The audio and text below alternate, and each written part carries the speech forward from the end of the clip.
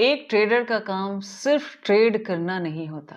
एक ट्रेडर का काम ट्रेड करने से ज़्यादा ज़रूरी मुझे ये लगता है कि ये जानना आपके लिए ज़रूरी है कि कब ट्रेड नहीं करना है, ठीक है?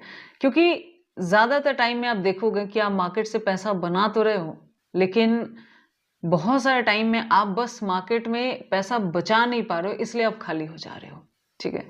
सो ऐसे तो बहुत सारे रीज़न, बहुत साइकोलॉजी, चार्ट, बहुत सारे रीज़न्स होते हैं इसके, लेकिन कुछ 4 मोस्ट इम्पोर्टेंट रीज़न मैं बताऊँगी कि इस टाइम पे एटलीस्ट आपको ट्रेडिंग से थोड़ा-सा हटना चाहिए। भले ही वो 1 दिन के लिए ही क्यों ना हो, क्योंकि कभी-कभी 1 दिन महीनों के प्रॉफ़िट पे भारी पड़ता है। तो शुरुआत में मेरे साथ ऐसा होता था कि पैसा बन तो जाता था, लेकिन वो बच नहीं पाता था। तो मैंने कुछ चीज़ों पे काम किया था, जिसमें ये था कि मुझे कहाँ ट्रेड नहीं करना है। जब इस चीज़ को आइडेंटिफ़ाई करना शुरू किया, तो वैसे तो मेरे पास बहुत सारे रीज़न्स आए थे। मैं 4-5 बता देती हूँ, जिसमें अगर आप उसको फ़ॉलो करते हो, तो एटलीस्ट आप उस दिन लॉस करने से बच जाओगे। सबसे पहली चीज़ न्यूज़। देखो, न्यूज़ का मार्केट पे बहुत ज़्यादा असर होता है। अगर बाहर स्टेबिलिटी है, मतलब न्यूज़ में स्टेबिलिटी है, पॉलिटिक्स में स्टेबिलिटी है, इंटरनेशनली स्टेबल है मार्केट, तो आप मार्केट में भले ही अपनी साइकोलॉजी, अपनी चार्ट, अपनी चीज़ें यूज़ करके, अपनी स्ट्रैटेजी यूज़ करके कुछ बना पाओगे। लेकिन जब न्यूज़ मार्केट पे हावी हो जाती है, तो मार्केट अलग ही बिहेवियर करती है, उसको आप हैंडल नहीं कर पाओगे। आप देखो, एक पैटर्न के अनुसार ट्रेड करते हो, या आपकी स्ट्रैटेजी जहाँ अलाउ कर रही है उसके अनुसार आप वहाँ पे ट्रेड कर रहे हो। लेकिन जब न्यूज़ चलता है, तो मार्केट बिल्कुल अलग रिएक्ट करता है, आप उसे हैंडल नहीं कर सकते, ठीक है? तो ऐसे डेज में कुछ नहीं करना, दूर खड़े होकर मार्केट को देखना है, वो सबसे बेहतर मुझे लगता है। मैं कुछ एक आध एग्जांपल दे देती हूँ, आपको समझ आएगा। जैसे यहाँ पे देखो, सबसे पहले यहाँ वाला देखो, ये वाला देखो, ये एक बड़ा सा कैंडल है, ठीक है? किस दिन का है? 4 जून 2024 का है। क्या हुआ था इस दिन? इस दिन हमारे देश के पीएम साहब चुने गए थे, ठीक है? और मतलब गवर्नमेंट का विक्ट्री आया था कि बीजेपी ही सत्ता में रहेगी, ऐसा कुछ था। लेकिन ये तो बहुत अच्छी न्यूज़ है, सरकार चेंज नहीं हुई, चीज़ें चेंज नहीं हुई, बट मार्केट -8.16% डाउन हुआ। अब इसका क्या कारण हो सकता है? अब इस बात से क्या समझ आता है कि न्यूज़ पॉजिटिव हो या नेगेटिव हो, मार्केट अलग रिएक्ट करेगी। पॉजिटिव न्यूज़ आती है तो जनता ये सोचती है कि आज ये न्यूज़ बहुत पॉजिटिव है, तो पैसा यहाँ बनेगा, ठीक है? तो हो जाता है उल्टा। और जितना बड़ा एक्सपेक्टेशन रहेगा, जैसे एक देश का पीएम चुना जाना बहुत बड़ी बात होती है, वहां काफी जनता सिर्फ पॉजिटिव रहती है कि ठीक है, ये गवर्नमेंट, सेम गवर्नमेंट आई है, सरकार चेंज नहीं हुई है, तो एक मार्केट के लिए पॉजिटिव न्यूज है, जबकि हो जाता है उल्टा, ठीक है? मतलब जितनी भीड़ जितना ज्यादा सोच रही है न्यूज के बारे में, अच्छी हो या बुरी हो, ठीक है, जहां जनता है, जहां जनता जिस बारे में सोच रही है, मार्केट उसका उल्टा करेगी, ठीक है? दूसरी चीज, न्यूज आने से क्या होती है कि कभी कभी मार्केट अच्छा मोमेंटम कर रही होती है, और ठीक है, मूव करेगी, ऐसा लग रहा है, चार्ट वगैरह देख के लग रहा है कि ठीक है, मूव आ सकता है। लेकिन अचानक कुछ इंटरनेशनली या नेशनली ऐसा हो जाता है, जिससे लगता है कि हो सकता है मार्केट अनस्टेबल हो सकती है। तो उस कंडीशन में क्या होता है, जो बायर मार्केट को पुश करके ऊपर लेके जा रहे थे, वो अपना पैसा हटा लेते हैं, और मार्केट अगर बहुत बड़ी गिरावट ना भी करे, तो भी मार्केट में थोड़ी बहुत नेगेटिविटी देखने को मिलती है। मतलब जनरली जो होना था, उससे मार्केट थोड़ा सा अलग कर लेती है, ठीक है? जैसे मैं यहाँ पे अगर आप देखोगे, तो आज का ये कैंडल देखो, मार्केट एक मूव में था। अगर मैं इस मूव को यहाँ पे अगर ड्रॉ करूं, जैसे आपको पता है यूएस वेनेजुएला वाला जो केस हुआ था कि अभी चल ही रहा है, देखा जाए तो ढंग से किसी को पता भी नहीं है, जो आ रहा है बातें पता चल रही है बस। तो देखा जाए तो 300 350 का मूव, निफ्टी क्या 500 का मूव नहीं देती क्या? देती है। 900 का मूव नहीं देती क्या? देती है। 700 का नहीं देती क्या? देती है, सब देती है। लेकिन होता क्या है, जब बायर जिन्होंने पैसा लगा रखा है, बड़े प्लेयर्स जिन्होंने पैसा लगा रखा है, अब अगर ऐसी कोई न्यूज वो सुनते हैं ना कि हो सकता है अभी बहुत बड़ी चीज वो नहीं दिख रही हो, लेकिन हो सकता है ये एक चिंगारी आग में न बदल जाए, इस डर से वो अपना पैसा हटा लेते हैं। तो मार्केट थोड़ा सा अलग बिहेवियर करती है, ठीक है? तो ये भी एक कारण होता है जिसकी वजह से आज आपको रेड देखने को मिला। कहने का मतलब सिंपल है कि अगर पॉलिटिक्स और बाहर की न्यूज़ स्टेबल रहेगी, तो ही मार्केट में थोड़ी बहुत स्टेबिलिटी या जैसा आप सोच के चल रहे हो वैसा कुछ होने वाला है।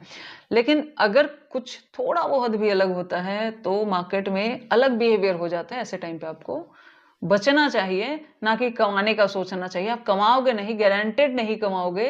अब ये नहीं कमाने की गारंटी है, कमाने की नहीं है, क्योंकि आप नहीं, ज़्यादातर लोग ऐसे डेज़ में लॉस कर लेते हैं, क्योंकि देखो, आप कोई भी यहाँ पे सुपरमैन पैदा नहीं हुआ। नॉर्मल थॉट और नॉर्मल चीज़ें जो हम सीखते हैं उसी के अनुसार हम ट्रेड करते हैं, बट होता कुछ अलग है। अब ये तो एक रीज़न हुआ, दूसरा रीज़न बता देती हूँ। जब मार्केट ऑल टाइम हाई के पास हो, तो देखो होता क्या है, आप थोड़ा-सा ना मार्केट में अगर रुक के देखोगे ना, तो आपको मार्केट ही बताएगा। कभी-कभी मैंने कहा ना, मार्केट थोड़ा-सा अलग करती है, ठीक है? लेकिन जैसे गाड़ी है ना, जैसे अगर हम कार ड्राइव करते हैं, तो वहाँ पे क्या है, बहुत सारे लोग, हो सकता है बहुत ज़्यादा ब्रिलियंट हो, वो लोग 100-150 की स्पीड में भी चलाते हो। मेरी एक हैबिट है, मैं 80 को कभी भी क्रॉस नहीं करती हूँ। चाहे मैं कितने ही खुले हाईवे पे चल रही हूँ, वहां पे भी ड्राइव करते वक्त एक स्टेबल रखती हूँ ड्राइव को, ठीक है? कारण ये होता है कि बात ये नहीं कि आपके बगल वाला कितना स्पीड में निकला है, आपको कैसे ड्राइव करना है कि आप कितना हैंडल कर सकते हो। उसी पे आपकी सेफ्टी और आपके साथ वालों की सेफ्टी डिपेंड करती है, और गाड़ी की भी सेफ्टी डिपेंड करती है। इवन देखा जाए तो सामने वाले की भी डिपेंड करती है, क्योंकि आप अगर किसी से टकराते हो तो उसका भी नुकसान होता है। सिमिलर चीज ट्रेडिंग में हो सकता है कोई बहुत ज्यादा ब्रिलियंट हो, लेकिन उससे क्या फर्क पड़ता है कि कौन ट्रेडिंग कैसे कर रहा है, आप क्या हैंडल कर सकते हो, आप उसको देखो, ठीक है? और मार्केट में जितना सेफ चलने की कोशिश करो, क्योंकि ट्रेडिंग रिस्की है और कुछ टाइम पे और ज्यादा रिस्की हो जाती है। तो यहाँ पे देखोगे तो ये है एक प्रीवियस ऑल टाइम हाई। यहाँ पे भी देखो, हाई से टकराया, नीचे आया, ठीक है? फिर ट्राई करता है एक, यहाँ पे भी। इसको मैं थोड़ा सा और क्लोज कर देती हूँ, आपको कुछ और चीजें समझ आएंगी, ठीक है?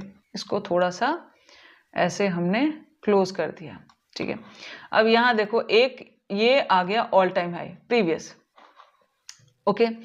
अब यहाँ पे क्या दिख रहा है, ऑल टाइम हाई, और यहाँ भी ऑल टाइम हाई के पास मार्केट आई है। ऑल टाइम हाई के पास जब भी मार्केट रहती है, मैं ये नहीं कह रही कि भागेगी नहीं, लेकिन एकदम भागती चली जाएगी तो वैसा दिखाने दो ना, वैसा बुलिशनेस मार्केट को दिखाने दीजिए। आप मार्केट से आगे मत चलिए, पीछे पीछे चलिए, ठीक है? सो ऑल टाइम हाई के पास आती है मार्केट, फिर डाउन आती है, ऑल टाइम हाई के पास आती है, मार्केट रुकती है 2-3 दिन। इस 2 दिन में तो कुछ भी नहीं हुआ। इस दिन पे सेलिंग आई, लेकिन ऐसा कोई एक्सपेक्ट किया नहीं होगा, क्योंकि ब्रेक आउट करके फिर नीचे आई है।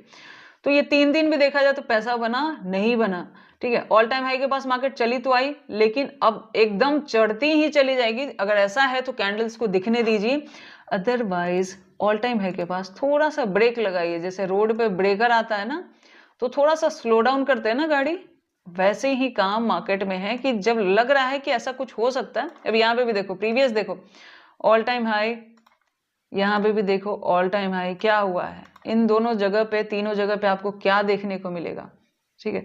मार्केट में ये नहीं कह रही कि थोड़ा अलग नहीं करते, हो सकता है कभी कभी अलग भी करे, अलग करेगा तो उसको चार्ट में दिखने दीजिए। अब यहाँ देखिए, 4 से 5 दिन, लगभग 1 वीक ऐसा ही गया, यहाँ भी 3-4 दिन ऐसा ही गया। क्या पैसा बना? आप बाहर हैं तो आप खुद चार्ट देख के बताइए, ये जगह पे आपका पैसा बना होगा क्या? जवाब है नहीं।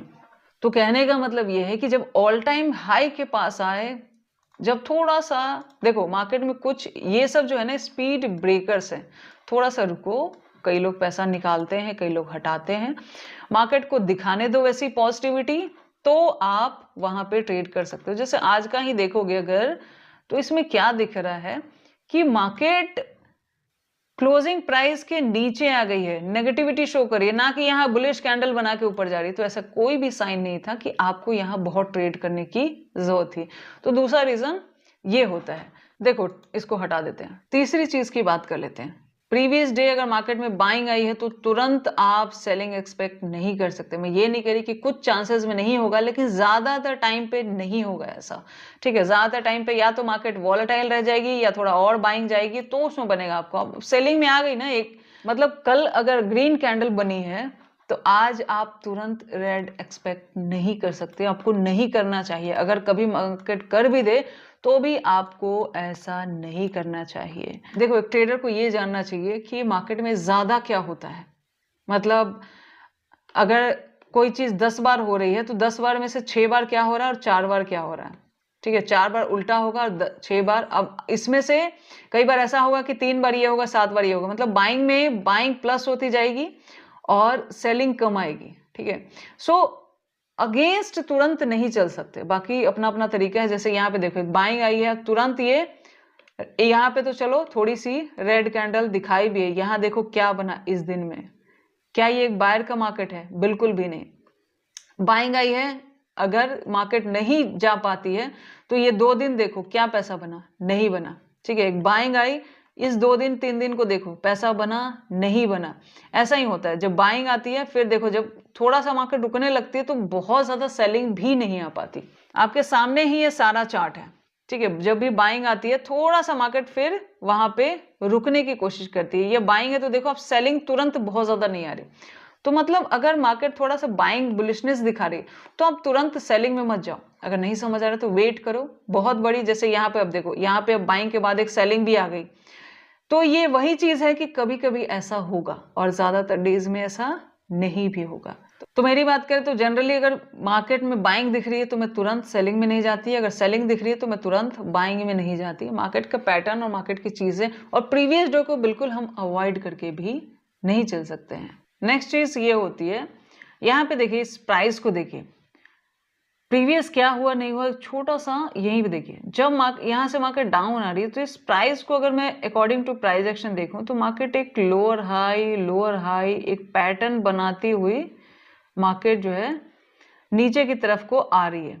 ठीक है, यहाँ सब जगह आप देखोगे तो प्रीवियस बेस छोटा बड़ा ब्रेक होता हुआ आपको यहाँ पे दिख रहा है। ठीक है, उसके बाद अचानक क्या होता है, मार्केट यहाँ से थोड़ा सा, ये चलो इसको भी हम नहीं मान सकते कि क्या हुआ नहीं हुआ, लेकिन ये जो बेस हुआ ना, अब ये जो बेस हुआ ये ब्रेक नहीं हुआ है। मतलब ये होता है कि अगर आपको सेलिंग करनी है नेक्स्ट, तो ये जो बेस है इसका ब्रेकडाउन जरूरी है। और अगर ब्रेकडाउन नहीं हुआ और आप सिर्फ सेल ऑफ में जा रहे हैं तो आप देख पा रहे हो कि मार्केट अपना डायरेक्शन बदल लेती है। सो अगर सेलिंग में मार्केट चल रही है और कई बार ऐसा होता है कि और सेल ऑफ आएगा कि नहीं आएगा, तो ये एक तरीका होता है कि जब मार्केट जो बेस बना रही है ना, या फिर यहाँ पे भी देखो, यहाँ पे लेके आई, ये जो बेस बनाई मार्केट, इस बेस को ब्रेक डाउन नहीं कर रही है। जब मार्केट ब्रेक डाउन नहीं करती ना तो सेलर क्या होते हैं ना कि अपना पैसा हटाने लगते हैं और बायर एंट्री लेने लगते हैं। ठीक है, तो ये प्राइस ही हमें बताता है लाइव मार्केट में। उससे क्या होता है कि मान लिया हम गलत एंट्री ले भी लेते हैं तो देखो प्राइस क्या है ना, यहाँ एक चीज पैटर्न आप देख रहे होगे कि ये पैटर्न यहाँ तक तो आया, लेकिन उसके बाद इस पैटर्न को फॉलो नहीं किया मार्केट ने, जो कि एक नॉर्मल प्राइस एक्शन को फॉलो करके ही जो हमें समझ आ सकता है। तो सिंपली जब भी किसी पैटर्न में रुकावट दिखे, हो सकता है कभी कभी ऐसा होता है कि मार्केट ऐसे रुक के फिर से ब्रेक डाउन करती है, तो करने दो ना, आप आगे मत चलो, फॉलो करो मार्केट को, करने दो वैसा, फिर वापस सेल ऑफ में कर सकते हो। वरना वेट करोगे तो ऐसे जोन में क्या होता है, फिर आपको, अब देखो यहाँ किसका पैसा बना नहीं बना, यहाँ किसका पैसा नहीं बना, पर ये जो जोन होता है ना जहां मार्केट रुकती है, वहां एक कंफ्यूजन क्रिएट हो जाता है। कभी बायर एक्टिव हो जाते हैं, कभी सेलर एक्टिव हो जाते हैं, और बेस जो है स्टेबल हो गया, मतलब दोनों का बराबर का टर्शन चल रहा है। तो ऐसी जगह पे भी आपका क्या होता है, ट्रेड नहीं करने वाला जोन होता है। आप उस बेस को या तो ब्रेक डाउन होने दो या तो सपोर्ट लेके ऊपर जाने दो, थोड़ा सा वेट करना सीखो, तो आपका काम वहां पे बन सकता है। नेक्स्ट चीज की बात करें तो कई बार ऐसा होगा कि अगर आप ट्रेड ले रहे हो ना, तो आपको टारगेट हो सकता है बहुत अच्छा दिख रहा हो, क्योंकि जब हम ट्रेड लेते हैं तो हमें टारगेट अच्छा दिखता है तो ही हम ट्रेड लेना पसंद करते हैं। लेकिन हो सकता है उस समय मार्केट आपको एसएल की जगह नहीं दे रहा हो, आपको बहुत अच्छा एसएल नहीं दिख रहा हो। तो एक ट्रेडर का काम सिर्फ टारगेट को देखना नहीं होता है, उसका काम एसएल को भी देखना होता है। तो अगर आपको सही एसएल नहीं दिख रहा, और कई बार ऐसा होगा कि टारगेट छोटा दिख रहा है और एसएल बड़ा दिख रहा है, तो वैसी जगह पे भी आपको ट्रेड नहीं करना चाहिए, क्योंकि एसएल बचेगा तो ही आपको टारगेट मिलेगा, एसएल बड़ा होगा तो आपको टारगेट्स नहीं मिलेंगे। और कई बार ऐसा होगा कि आप ट्रेड में एंटर हो जाओगे और आपको समझ ही नहीं आएगा कि एग्जिट मतलब कहाँ होना चाहिए। तो ट्रेड में आपको एग्जिट भी दिखना चाहिए, अगर नहीं दिख रहा है तो थोड़ा सा रुको, मार्केट को प्राइस बनाने दो, अपने आप समझ में आएगा, फिर अपना एंट्री एग्जिट प्लान कर सकते हैं।